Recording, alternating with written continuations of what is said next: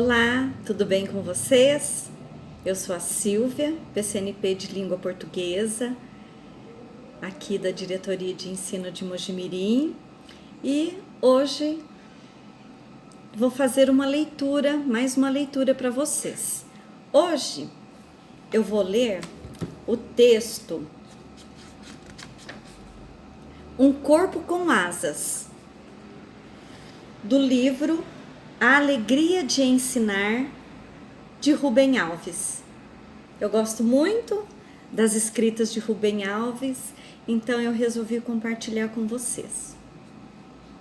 Casulos. Vários deles aparecem colados à parede de minha casa.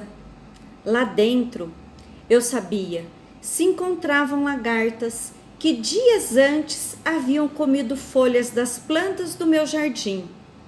Enquanto dormiam, espantosas transformações aconteciam com seus corpos. As criaturas aladas que antes moravam nelas apenas como sonhos estavam se tornando realidade. Metamorfoses. Eu os deixei onde estavam, intocados, e vigiei, pois não queria perder o evento mágico. Tive sorte. Pude ver o momento em que um dos casulos se rompeu, tímida, fraca e desajeitada, sem saber direito o que fazer com a sua nova forma. Uma borboleta apareceu. Suas asas se abriram, mostrando delicados desenhos coloridos. O tempo não me permitiu ficar para ver tudo.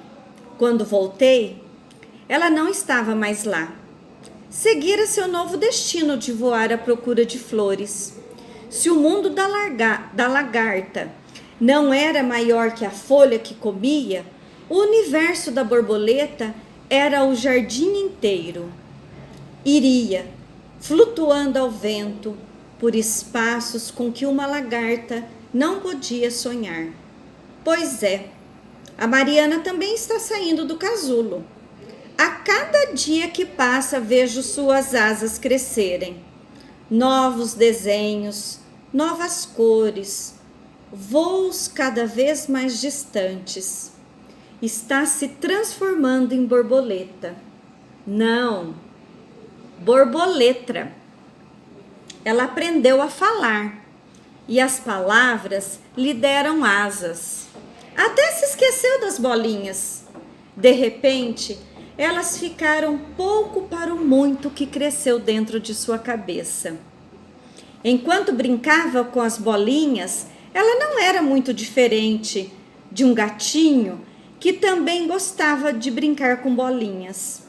Seu corpo se movia colado às coisas, rente ao chão, mas ao aprender a usar as palavras, ela começou a voar por espaços infinitos, como a borboleta. Palavras, coisas etéreas e fracas, meros sons.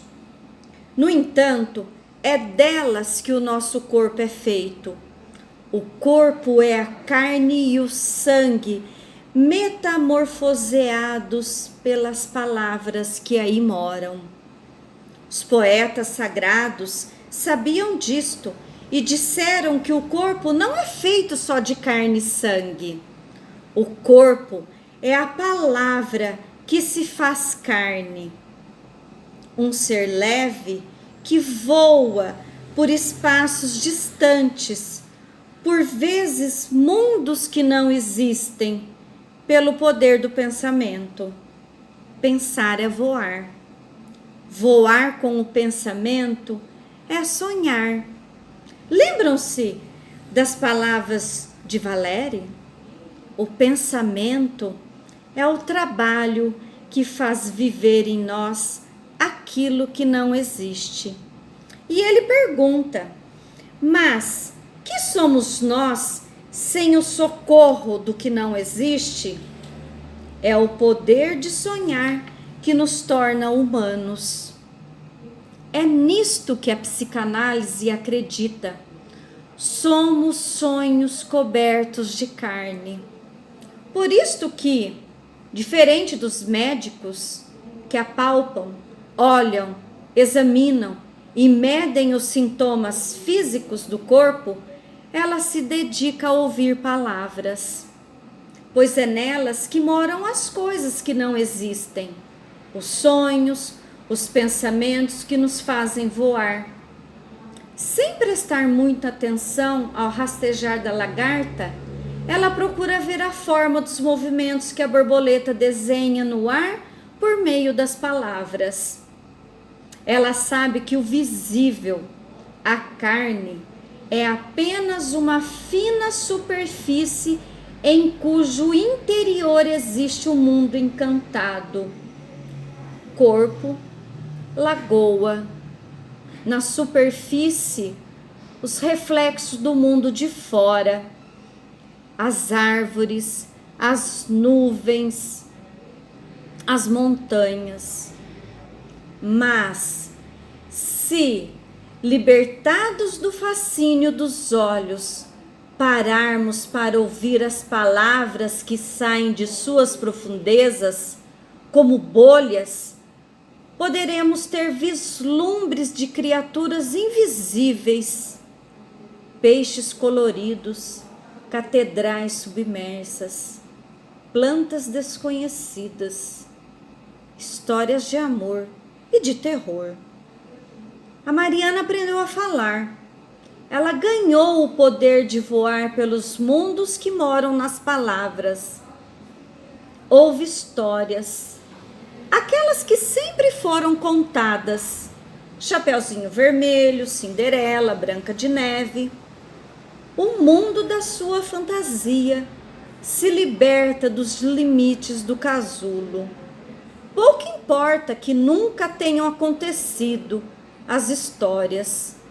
Se descreves o mundo tal qual é, dizia Tolstói, não haverá em tuas palavras senão muitas mentiras e nenhuma verdade.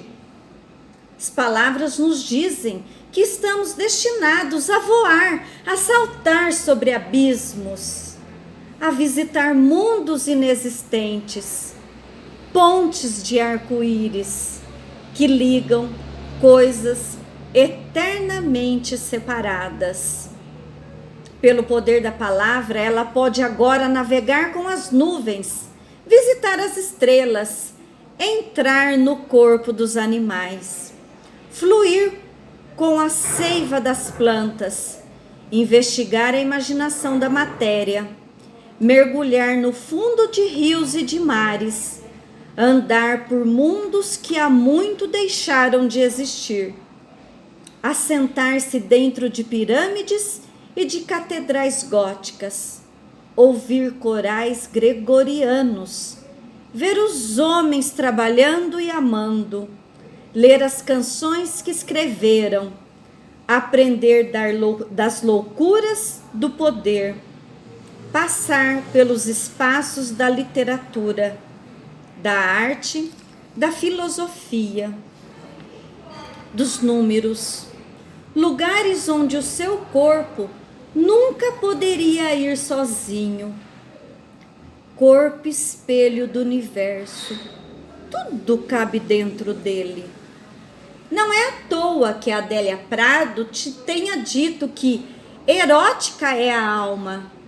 Enganam-se aqueles que pensam que erótico é o corpo. O corpo só é erótico pelos mundos que moram nele. A erótica não caminha segundo as direções da carne. Ela vive nos interstícios das palavras. Não existe amor que resista a um corpo vazio de fantasias. Não existe amor que resista a um corpo vazio de fantasias. Um corpo vazio de fantasias é um instrumento mudo, do qual não sai melodia alguma. Por isto que Nietzsche disse que só existe uma pergunta a ser feita quando se pretende casar: continuarei a ter prazer em conversar com esta pessoa daqui a 30 anos? O corpo de uma criança é um espaço infinito, onde cabem todos os universos. Quanto mais ricos forem estes universos, maiores serão os voos da borboleta. Maior será o fascínio, maior será o número de melodias que saberá tocar, maior será a possibilidade de amar, maior será a felicidade. Por vezes, entretanto, acontece uma metamorfose ao contrário. As borboletas voam ao casulo e se transformam em lagartas, porque voar é fascinante, mas perigoso. É preciso que não se tenha medo de flutuar sobre o vazio com asas frágeis. É mais seguro viver agarrado à folha que se come. E eu me pergunto sobre o que acontece conosco. Pois um dia fomos a Mariana, borboletas aladas, em busca de espaços sem limites. Talvez, por medo, tenhamos abandonado as asas. Talvez, por medo, já não sejamos capazes de voar e sonhar. Gordas lagartas que não têm coragem de se desprender das seguras folhas onde rastejam. E aqui eu deixo a minha leitura para vocês nesta semana. Um bom trabalho a todos. E o que o melhor e o mais apropriado, tanto em leituras, como vivências, como voos, aconteçam em nossas vidas. Um grande abraço a todos.